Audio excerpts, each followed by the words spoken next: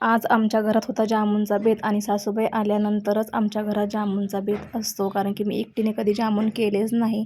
आणि त्रिशच्या पप्पाने खवा आणला होता, म्हटलं चला जामुन करूया. तर मग आईने आणि त्रिशनं गोळ्या करून दिल्या आणि नंतर मी तळून घेतले. तर खूप छान असे सुंदर असे जामुन दिसत आहेत.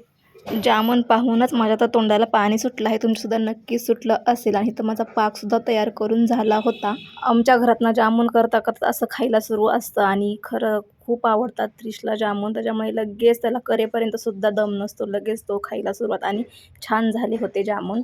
इथं माझे पूर्ण सर्व जामुन करून झाले होते.